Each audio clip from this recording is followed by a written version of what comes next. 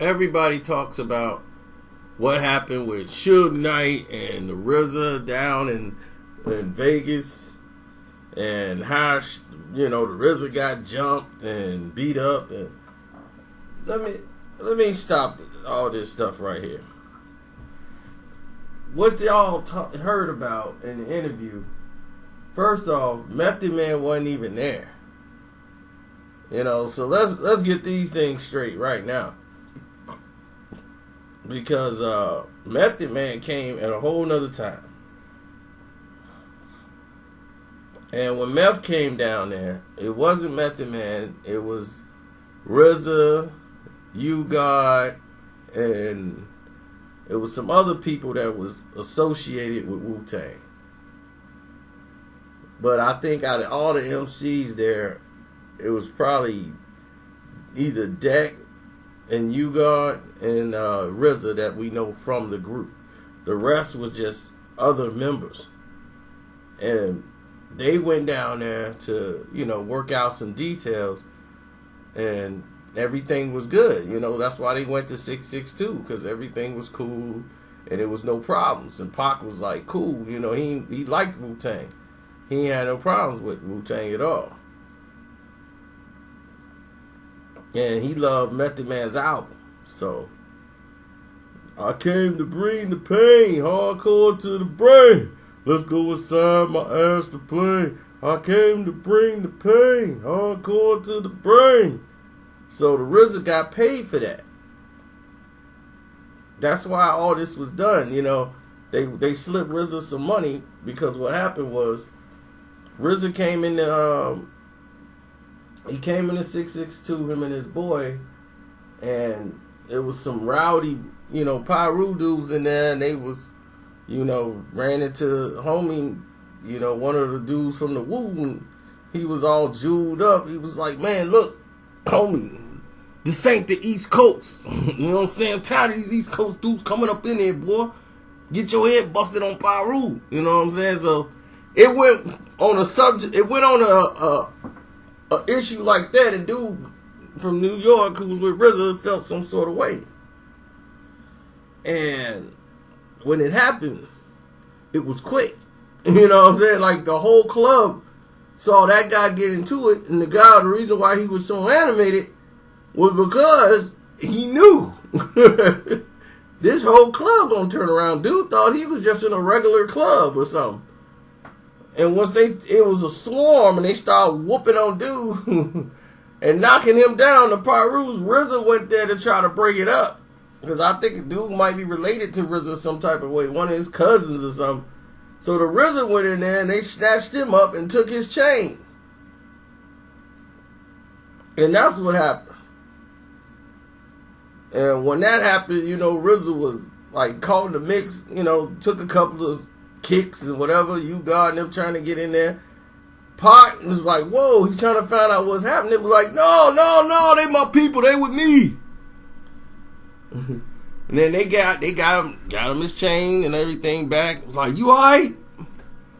RZA, man, I'm cool, man. Spiritual body, one mind. You know what I'm saying? They roughing my cousin up. I didn't know what was going on. He's like, I thought we was brothers. He's like, Pac was like, I ain't had nothing to do with that. Me and Suge, we had nothing to do with that whatsoever. And Suge, he in the back with the stogie. See, that's what I talk about. You know what I'm saying? Inviting everybody in this element. I told y'all, go to a regular club. You know what I'm saying? But I want to let y'all know right now. Sometimes we got an element that get out of control. We deal with it. Now, I'm going to show you how you deal with it. We're going to take him out in the back, and we're going to teach him some respect. Because you don't touch nobody in here unless I tell you to.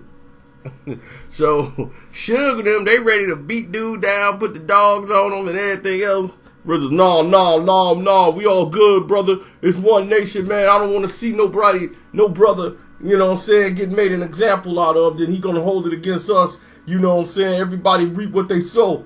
You know what I'm saying? One mind, one spirit. You know what I'm saying? Wu Tang. Kimala. So anyway, he started preaching to Suge like, I don't know what he said. He probably gone off that dust. But I told you, Pop, by having all these East Coast dudes up in here, they gonna get restless. But nah. You gonna do it your way. Alright. Pop, like, I'm trying to keep the peace. Man, look. Sometimes things gonna be what it be. You know? You can't tell her if a dog trained to kill, can't get mad if they go out and try to kill something. You didn't train them to kill. These guys over here, they trying to kill. So, you give a wolf a little blood, can't blame him for being a wolf. Suge a whole different type of dude when it's time for war. But he didn't care either which way it went. You know, that's just how it was. It was like, hey, he from the East Coast. He probably said something, let him get dealt with. Pac looking at, you ain't looking at the global scale of this. We still have to travel. So, it was very interesting at that time. So, Method Man ended up coming down there, and it was, Puffy was like, dude, you down here? Man, you better get somewhere safe. It's funky down here. Shoot. And then he broke out. But see, Puffy was there. That's when it was getting too intense to be down there doing what they was doing, you know. And he was like, look, Puff knew. Puff looked like, hey, man, trying to get everybody that's cool with me somewhere safe. But Meth was down there chilling. He ain't had nothing to do. He kicked it with Pac, you know, and it was all love, you know. But it was tension at first because they ain't know which way people was feeling. But after kicking it with Pac and everything, he was all good. Plus, he was all shermed out, so he ain't feel or know what was going on anyway. Oh, well. It's your boy Carcino, man. I'm out.